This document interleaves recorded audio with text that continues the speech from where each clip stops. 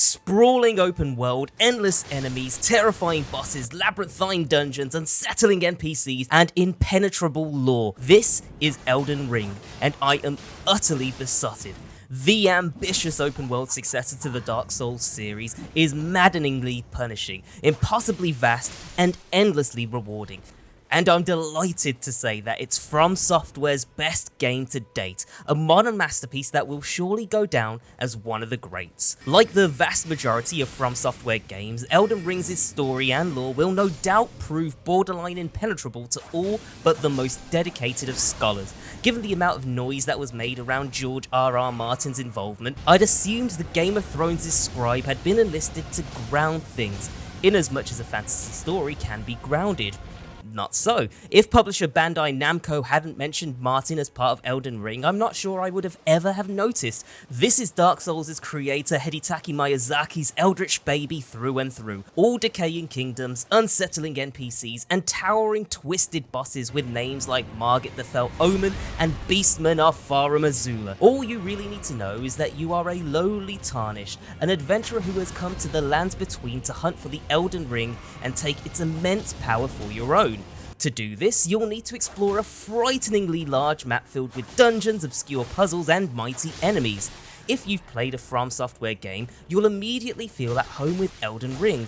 You have a stamina bar that dictates how much you can attack and dodge before having to back off and recharge. There are special save points, sites of grace at which you can rest to restore health, level up, and manage spells. There's a central currency, runes, that you collect from enemies, and you'll use this to buy weapons and increase your strength.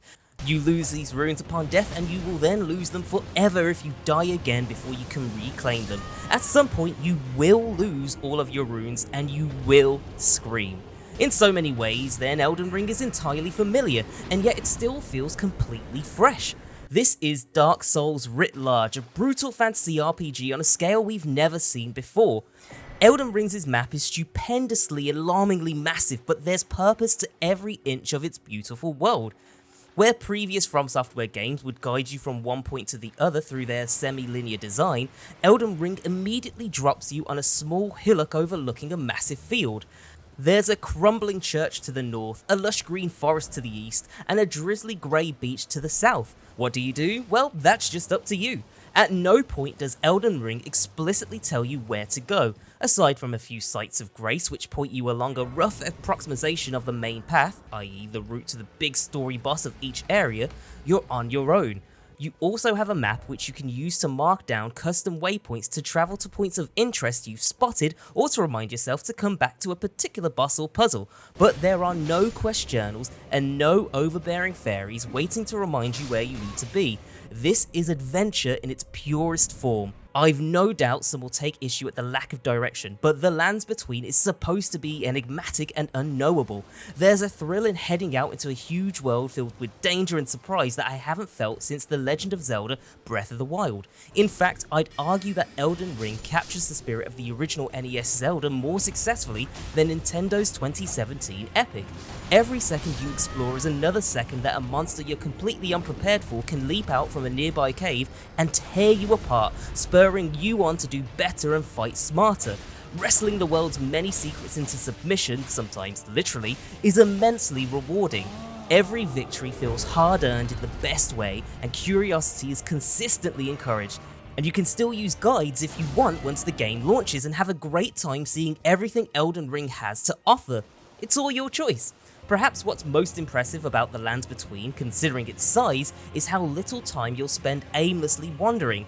Elden Ring is so densely packed with bosses, ruins, underground dungeons, hidden treasures, and so much more besides, most of which is completely optional. Where a lot of modern open world games are content in repeating themselves with the slightest variations on the same tasks, collectibles, and battles, Elden Ring is staggering in its variety and completely gorgeous to look at.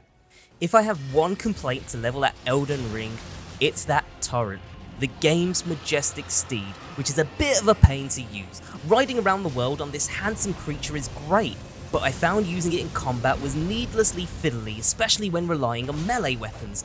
Fortunately, there aren't that many bosses where torrent feels like an absolute requirement, and even those that do will no doubt be beaten without by the best of the community within a week. Maybe the best thing I can say about this magnificent game is that even after nearly 45 hours spent in the lands between, I cannot stop thinking about it. As I sit here writing these words, my mind keeps drifting back to the locked doors I've yet to open, the unmarked portions of the map I've not explored, and the bosses that are still waiting to be conquered. Elden Ring is a constantly surprising adventure that has taken FromSoftware's tried and tested formula to delirious new heights. One of the best video games of the last decade and an absolutely essential release. Elden Ring really does confirm that 2022 is off to an incredible start.